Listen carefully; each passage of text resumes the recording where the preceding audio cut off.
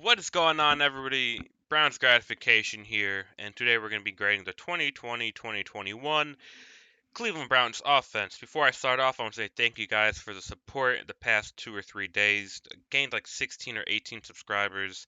Each video is almost at one video is like at 1,000 something views, the other one's almost there. But most importantly, the comments, man. I love reading the comments. You guys have been very active there, so I appreciate it. So yeah, thank you guys for that very much. Now, moving on to the video.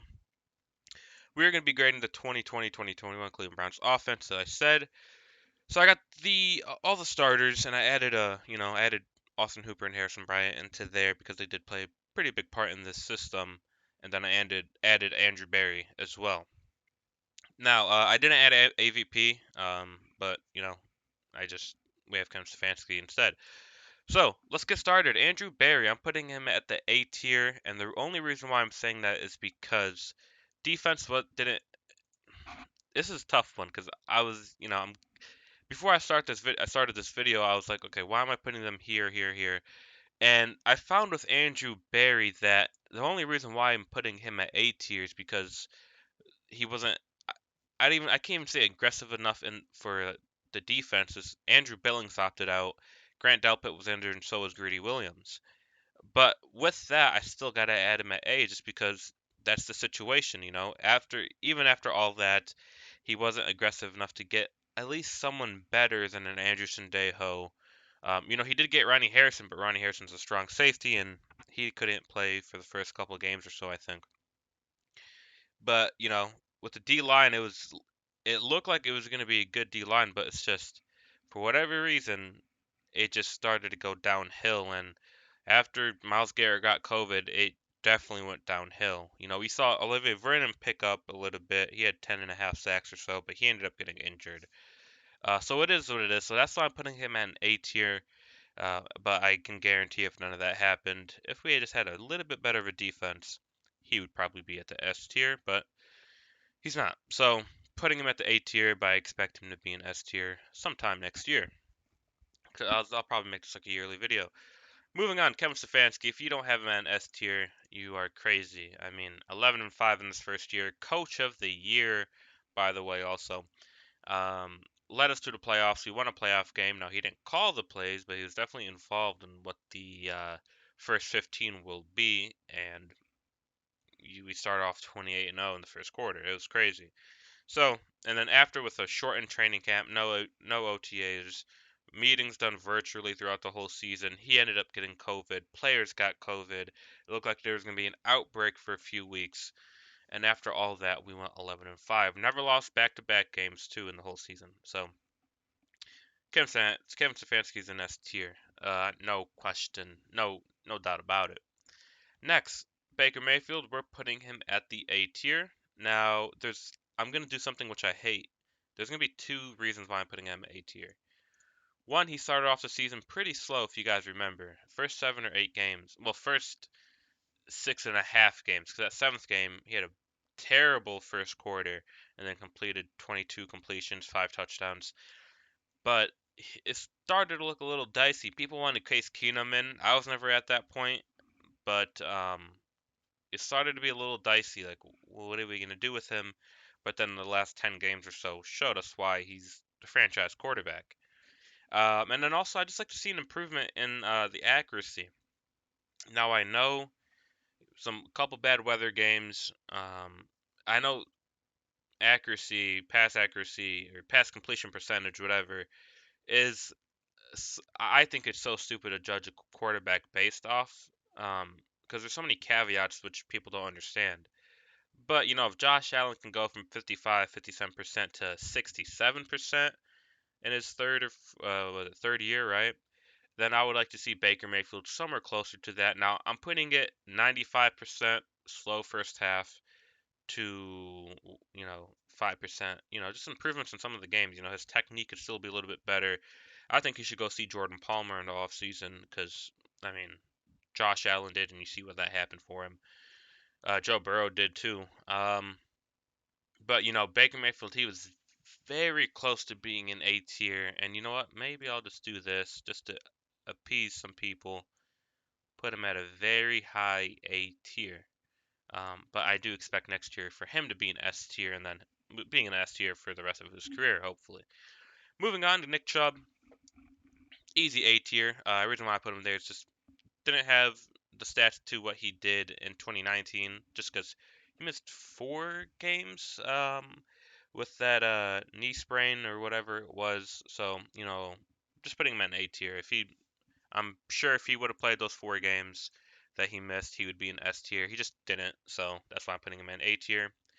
Now, Kareem Hunt, he's at a B tier, although he played, I think, every single game. He just didn't have the productivity as Nick Chubb, so I don't think it would be fair for me to put Kareem Hunt in the A tier.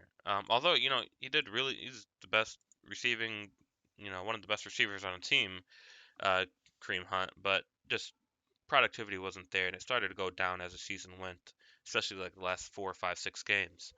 But either way, Kareem Hunt. Oh, that Steelers game, he killed it, but still wasn't, didn't get 2,000 yards, etc., etc.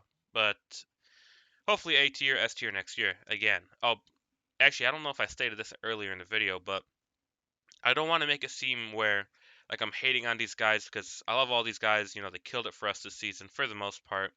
I'm just judging them based off what I think. And also for D tier, again, this doesn't mean like you're a crap player or anything. It's just you didn't produce to what I expected you to be, or it's just, the system, the role you were in just didn't fit, or you didn't get enough snaps. So that's why I would put like Njoku at a D, just because his productivity wasn't there. He just didn't get enough snaps. As simple as that. Um, I it seems like he wouldn't answer whether he wants to be traded on the Jim Rome show, or if he wanted to stay rather. So I mean, I think this year was probably his last year as a Cleveland Brown. I think he just wants out, which I understand. You have Harrison Bryant, who looked like he was going to be the second stringer to you, and then Harrison Bryant went down eventually due to COVID and then just, fumbling issues. So that's why I put him at a D tier as well. And then Austin Hooper at a C tier. Just, again, he missed games with appendicitis. Didn't produce enough. He had like 43 catches, 400 something yards, and like 4 touchdowns. Again, started to pick it up later in the season, just wasn't enough to be a B tier. Kareem Hunt definitely produced way more than Austin Hooper, so makes sense to me. Moving on to Jarvis Landry. I don't think any of our receive. This is tough because I don't think any of our receivers really produced at an A level. But I'm putting Jarvis Landry at an A level just because of what he brings as a Cleveland Brown, the leadership, the mentality. He started to pick it up later in the season, had some good playoff games for us. So that's why I put Jarvis Landry at an A. His stats don't show it, but everything else really does. Rashard Higgins, best season as a Cleveland Brown, put him at a B. Simple as that. OBJ, I don't want to put him at a D because it's not fair for him because he missed the last 9 or 10 games. So I'm putting him at a C. Um, he was producing when he was here. Unfortunately, he got injured. Again, I'm kind of nervous to see him and Baker Mayfield next year because I don't know. I think it's going to be tough. Baker Mayfield had a good first year, great first year with Jarvis Landry. Second year, you had Odell, didn't do so good, and then third year with Odell, his passer rating to Odell when targeting Odell was horrible. His touchdown to interception ratio is horrible. But I'm hoping Baker Mayfield realizes that. I think Baker Mayfield just force feeding him the ball, and I understand I would too if I was in his position. But Baker Mayfield's definitely smarter than me, so I think he's going to realize next year it doesn't all have to be on Odell. Donovan Peoples-Jones, C tier. I say that because he definitely stepped up when OBJ missed out. Now, he couldn't fill his shoes because that's crazy asking a rookie to fill his shoes, and Donovan Peoples-Jones is a six-rounder. So, I mean, but he stepped up when he needed to.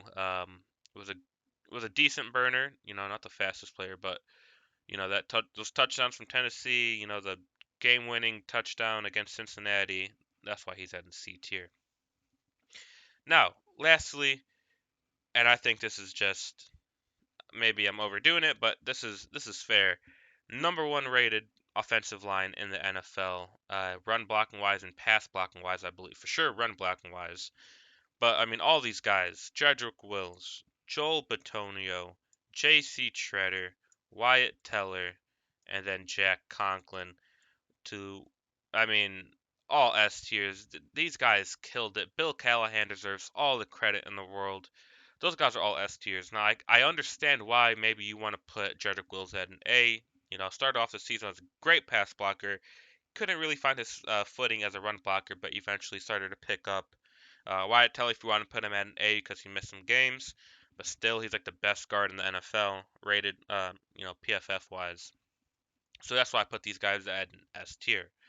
And that finishes off my list. I have Kevin Stefanski, Kevin Stefanski and the whole starting offensive line is an S tier.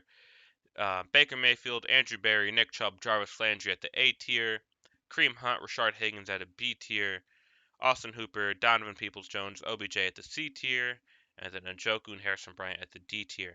Now, again, before I end this video, I want to say D tier, C tier don't mean you guys were crap. You guys just didn't produce enough, or you guys were injured for 4 or 5 games, or just a bunch of factors go into that. And then Donovan Peoples-Jones' case didn't really see many snaps until the 8th game. So, I mean, yeah, there it is. Thank you guys for watching. Again, I appreciate the support you guys have been showing me. Comment in the comment section below what you guys would change about this list, or maybe even link me your own list, and I would love to check them out. I'll have the website to this tier maker in the description below. Thank you guys for watching. Like, favorite, subscribe, and have a great day.